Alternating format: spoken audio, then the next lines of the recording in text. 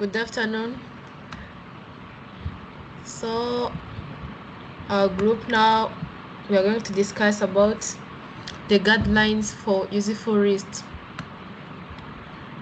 Here I think we have 1, 2, 3 guidelines for using the wrist. First, there is the first guideline, which is about to use bulleted list for items or option.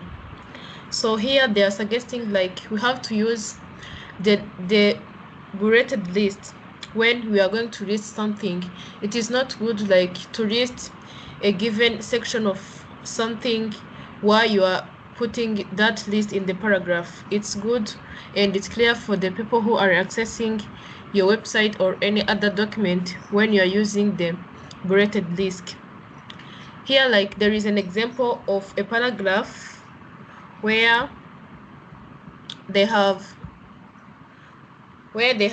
like listed some items, but because they are in the paragraph it is not clear. So we encourage, or when you're going to list items, it's good when we use the bulleted list so that it can be clear for the people who are going to access that content. Like here you can see that there in this paragraph they were listing the parking list. Here they are like let's start where they have circled like here campers need the rule of flip top, hook, socks, lane gear, as you see, and so on.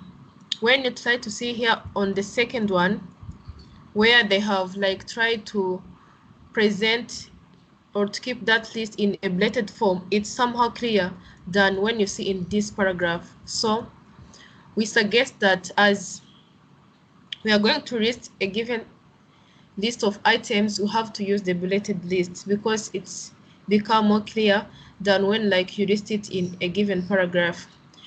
And the second one is use numbered list for instructions. When you're going to give instructions to be so that people can be clear, it's more important when you use the numbering list. With a numbered list, site visitors can see at a glance how many steps there are, check off steps, lead one steps, do it and find the next step easily. When they come back to the list, do the steps in the correct order and do all the steps. And when it becomes important for the numbering list to the author in this ways, as it helps the author to be sure you have not left out a step, put the steps in the correct order and check that the procedure works well. And when we go to the last one, the third one is to keep most lists short. Like most of the time when you keep the list most long, like maybe let's take an example where like we are studying, when there are like a large number of lists or something that you have to keep in your mind when you're advising and it is long, like up to 20 points. At that time, like you put in your mind that you're not going to memorize that because it's a long list. So it's the same as like when you're putting the content on a website, it's good when you don't put a long list. Here like short like 5 to 10 items is best for unfamiliar items. If people will not immediately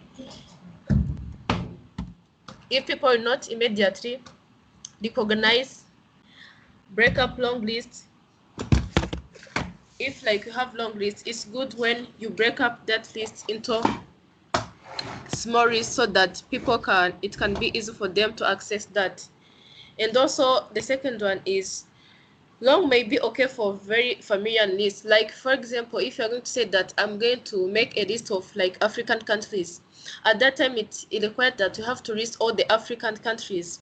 It's okay because even though African countries is going to be a long list, it is required at that time. So some lists can be long because you set visitors immediately understand the topic of the list. Here they have given us another example of like the list of US states or the capitals. Try to start the list items the same way. People are very pattern oriented. And also about this, they also advise that wrap lines under each other.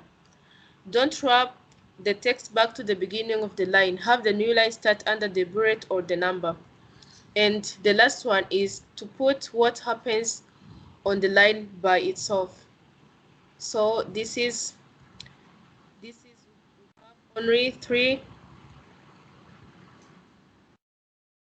have only three guidelines for the user forest. The first one, as you saw, is to use the bracket list for items or option, and the second one is use numbered list for instructions, and the third one, which is the last one, is to keep most lists short. Thank you.